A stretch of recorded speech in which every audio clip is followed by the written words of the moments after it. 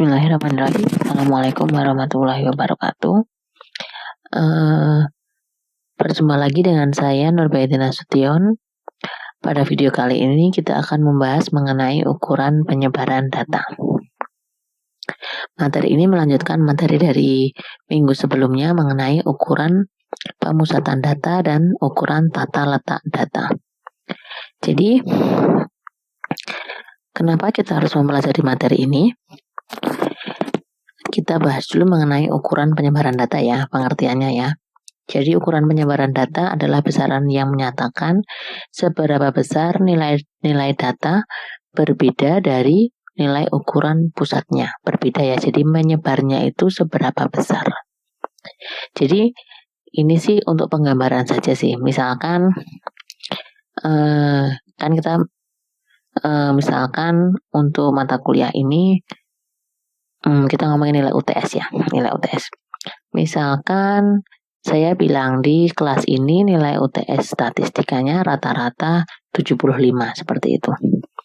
Nah, apakah dengan kalimat rata-rata nilainya 75 itu sudah mampu menggambarkan bagaimana sih nilai sebenarnya yang diperoleh oleh semua siswa di kelas ini? Kan belum kan ya?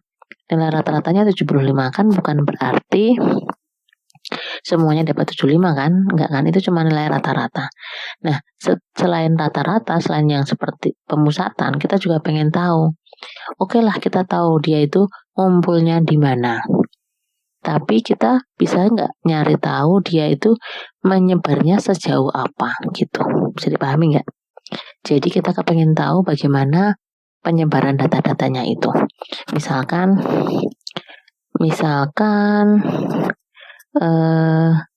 jika kita anggap data itu ngumpulnya di sini, misalkan ini garis ini menyatakan rata-rata ya, misalkan kita anggap data itu ngumpulnya di sini, ngumpul di sini. Nah, apakah ini misalkan 75 tadi garis ini ya 75.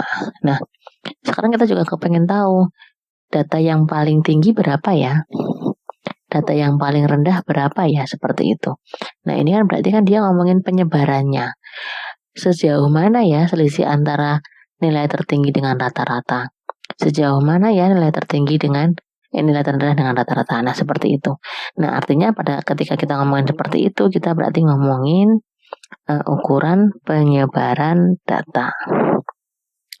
Oke, lanjut.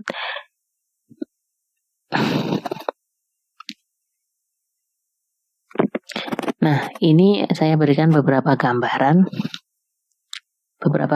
mengenai data ya. Kenapa sih kok kita ulang lagi, kita lebih dalam lagi, kenapa sih kok kita perlu yang namanya ukuran penyebaran data? Nah, kita dalam hal ini kita punya dua data. Data yang biru sama data yang ungu. Ungu apa pink nih? Ungu kayaknya. Nah, di data yang biru ini nilai tertingginya ditunjukkan pada ini. Pada yang saya centang ini ya. Nah, ini nilai tertingginya di data yang biru. Sementara di data yang ungu nilai tertingginya di sini yang saya lingkar ini.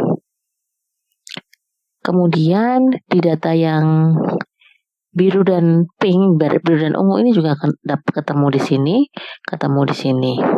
Sementara terendahnya si biru di sini dan di sini ya, dan terendahnya ungu di sini dan di sini. Nah, dari sini apa sih yang bisa kita simpulkan? Di caption gambarnya sudah tertulis bahwa kedua data ini rataannya itu sama, tetapi penyebarannya berbeda. Jadi bisa kita ilustrasikan, misalkan yang biru itu ternyata nilai tertingginya itu tinggi, tetapi nilai terendahnya juga rendah. Berarti data yang biru, coba saya bisa ganti warnanya nggak ya? Ternyata nggak bisa, ya udah gini aja ya. Kita bilang biru, itu datanya itu 2, 3, 4, mohon maaf, bukan 2 dan 3 ya.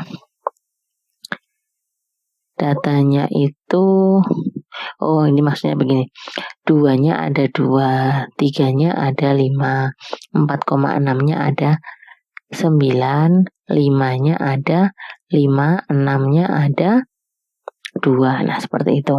Sementara data yang ungu 2-nya ada 3, 3-nya ada 5, 4,6-nya ada 7, 5-nya ada 5, dan 6-nya ada 3. Nah, seperti itu. Nilai-nilai itu tadi kalau dicari rata-ratanya ternyata sama hasilnya, yaitu berapa nih? Oh, di sini rata-ratanya di sini 3. Oh, belum tahu, kita belum tahu. Ini rata-ratanya sama.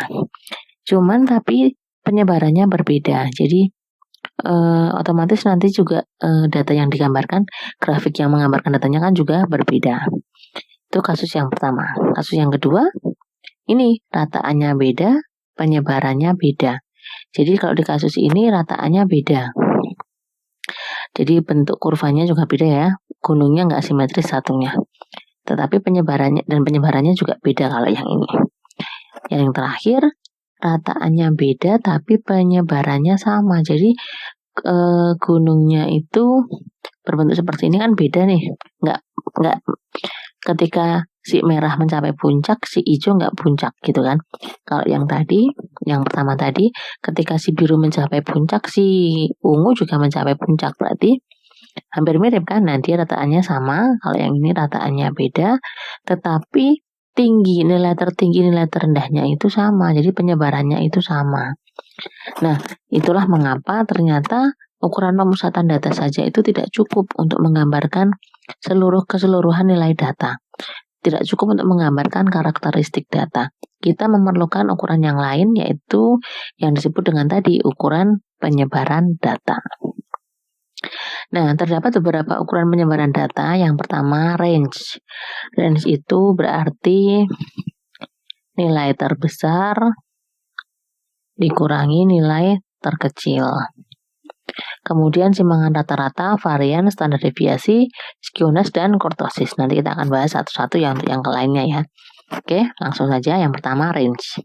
Range itu rumusnya, notasinya R besar. Rumusnya itu X max dikurangi X min, yaitu data terbesar dikurangi dengan data terkecil.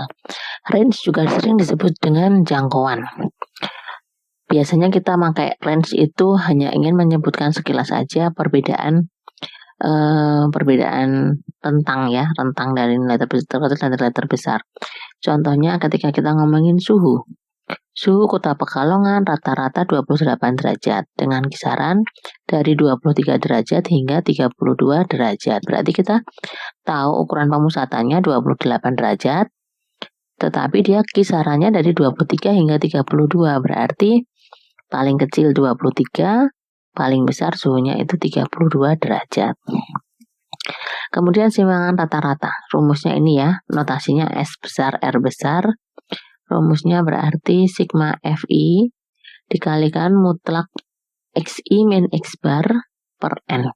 Jadi mutlak itu kita bisa menganggapkan selisih Xi dengan X bar. X barnya rata-rata, N-nya itu banyak data. Jadi ini misalkan begini.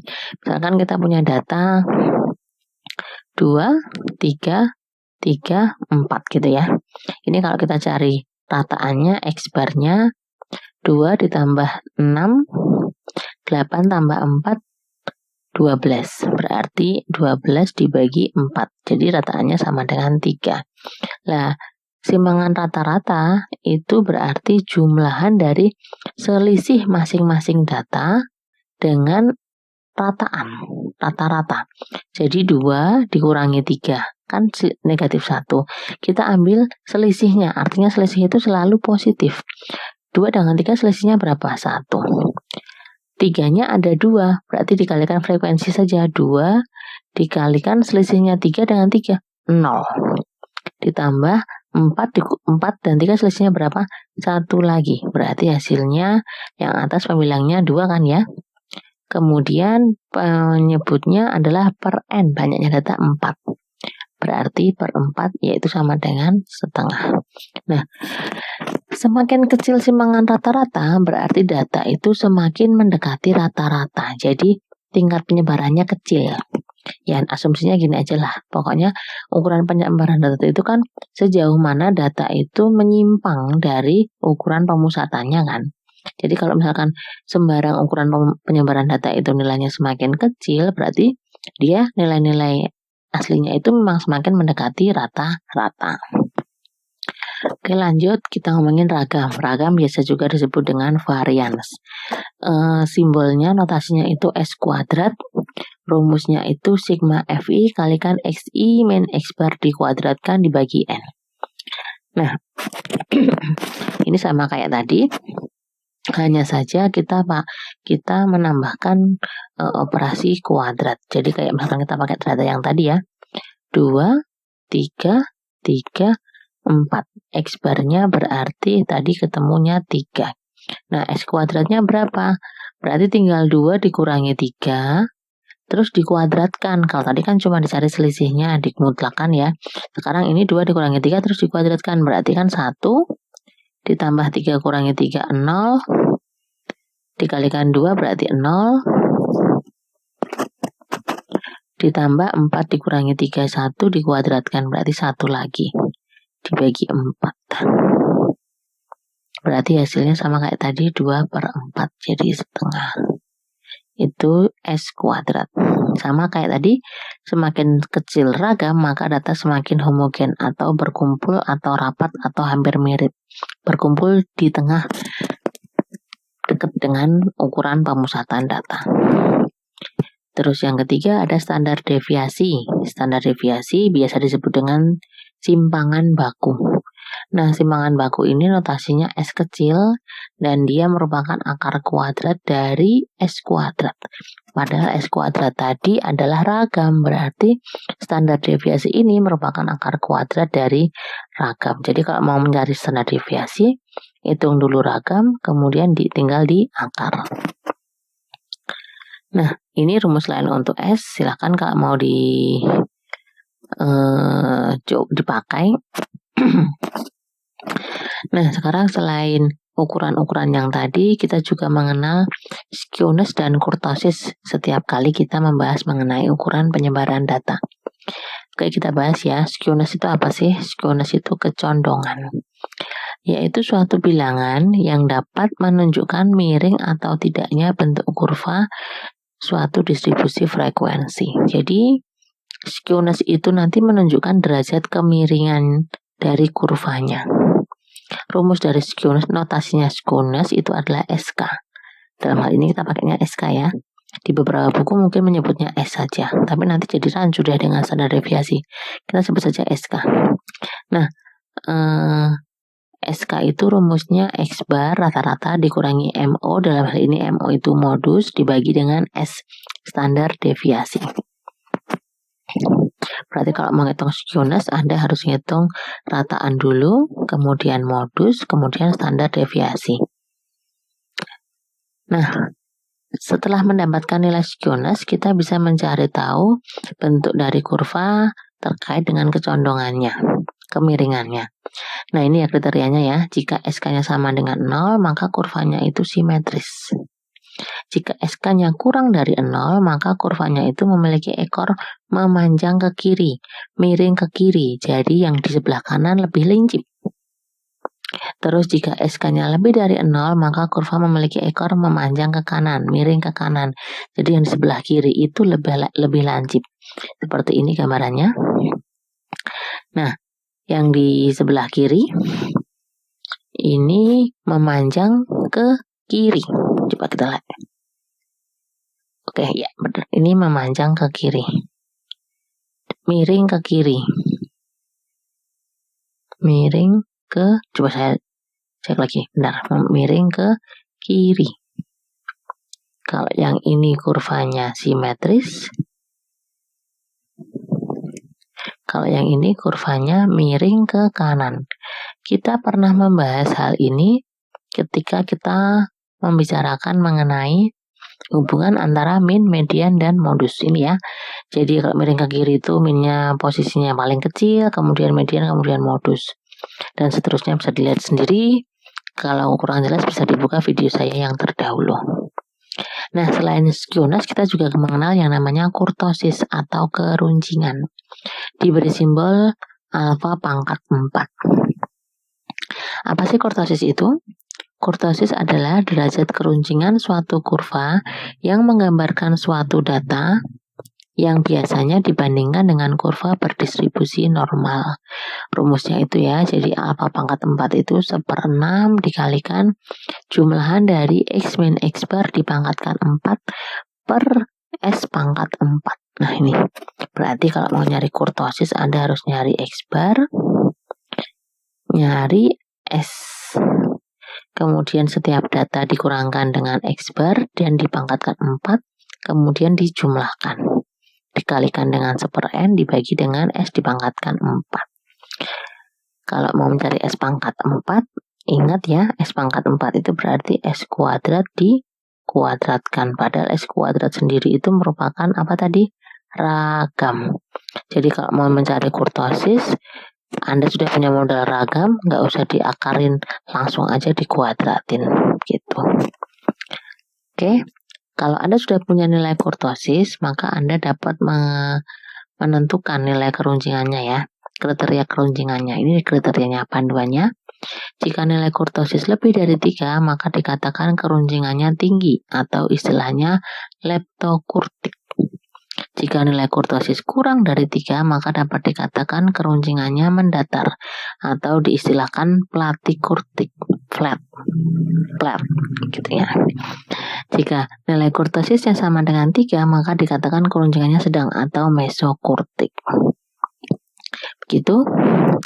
Nah, seperti ini penggambarannya, platikurtik, mesokurtik, dan leptokurtik. Jadi kita ngomongin keruncingannya. Nah, ini sedikit soal bisa dikerjakan sebagai latihan. Demikian video penjelasan dari saya. Semoga bermanfaat. Terima kasih.